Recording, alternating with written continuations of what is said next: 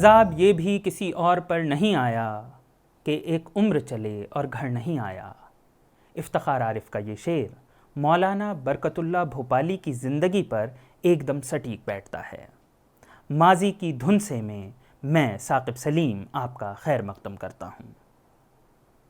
آپ نے سبھاش چندر بوس کے بارے میں سنا ہوگا، جنہوں نے ایک عارضی حکومت آزاد ہند سنگاپور میں جا کر بنائی تھی اور جاپان کی مدد سے جنگی قیدیوں کو لے کر ایک فوج بنائی جسے کہا گیا آزاد ہند فوج، اور ہندوستان پہ حملہ کیا۔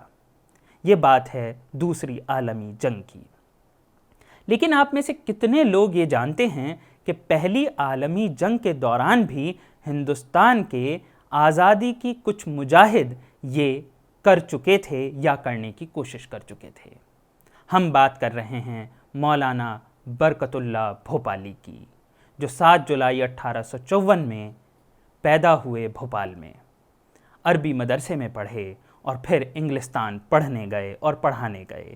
وہاں لیورپول یونیورسٹی میں عربی کے پروفیسر ہوئے اور ہندوستان کی آزادی کا پیغام لے کر لوگوں تک پہنچایا۔ یونائٹڈ اسٹیٹس آف امریکہ گئے، جاپان میں 2 سال تک آزادی کا پیغام تبلیغ کیا۔ یہ سب کیا اور اسی کے ساتھ جیسے ہی پہلی عالمی جنگ شروع ہوئی 1914 میں، تو یہ پہنچے برلن۔ وہاں پر برلن کمیٹی بنائی اور جرمنی نے انگریز فوج کے جن ہندوستانی سپاہیوں کو جنگی بندی بنا لیا تھا، انہیں تیار کیا کہ افغانستان کے راستے ہندوستان پر حملہ کیا جائے۔ اس کے بعد وہ افغانستان گئے اور افغانستان میں عارضی حکومت بنائی گئی، جس کے صدر بنے راجہ مہندر پرتاپ، وزیر اعظم خود مولانا برکت اللہ اور ہوم منسٹر بنے مولانا عبید اللہ سندھی۔ انہوں نے یہاں تک پوری کامیابی حاصل کر لی تھی، لیکن تبھی اچانک سے جنگ کے دوران ترکی اور جرمنی کی فوج ہارنا شروع ہو گئی۔ اسی دوران پتہ چلا کہ افغانستان میں بھی سرکار بدل رہی ہے اور افغانستان کا سیاسی ماحول بھی بدلنے لگا، اور پہلی عالمی جنگ ایسے ہی ختم ہو گئی، اور یہ فوج، عارضی حکومت آزاد ہند کی یہ فوج ہندوستان پر حملہ نہ کر سکی۔ لیکن جیسا کہ کہا جاتا ہے، ایک انسان کو مارا جا سکتا ہے، ہرایا نہیں جا سکتا۔ مولانا برکت اللہ بھوپالی نے اور راجہ مہندر پرتاپ نے ہار نہیں مانی۔ 1919 جنگ ختم ہو چکی تھی۔ اس کے بعد یہ USSR یعنی کہ اس زمانے کے سوویت رشیا پہنچے، لینن سے ملے اور لینن سے کہا کہ ہم بھلے ہی کمیونسٹ نہیں ہیں، لیکن ہم سب سامراج واد کے خلاف لڑ رہے ہیں، تو ہم ساتھی ہیں اور آپ ہماری مدد کیجیے۔ لینن نے بھی انہیں بھروسہ دلایا کہ وہ ان کی مدد کرے گا۔ اس کے بعد یہ واپس افغانستان پہنچے۔ کوشش کی گئی کہ افغانستان میں پھر سے ایک فوج کھڑی کی جائے گی، جو کہ کسی وجہ سے ناکامیاب ہو گئی۔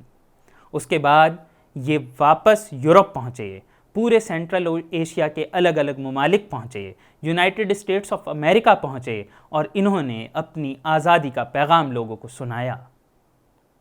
لوگوں سے کہا کہ ہندوستان کا آزاد ہونا ضروری ہے، کیونکہ ہندوستان میں بھکمری کی حالت کیا ہے، لوگ کس طریقے سے انگریز سامراج واد سے پریشان ہیں، یہ لوگوں کو بتانا ضروری ہے، ان کا جاننا ضروری ہے۔ انہوں نے اس پیغام کو لے کر جب یونائٹڈ اسٹیٹس آف امریکہ پہنچے تو وہاں پر ان کی طبیعت بگڑنے لگی، لیکن آزادی کے یہ مجاہد چپ نہ بیٹھا۔ ڈاکٹروں نے کہا کہ انہیں سفر نہیں کرنا چاہیے، لیکن وہ سفر کرتے رہے۔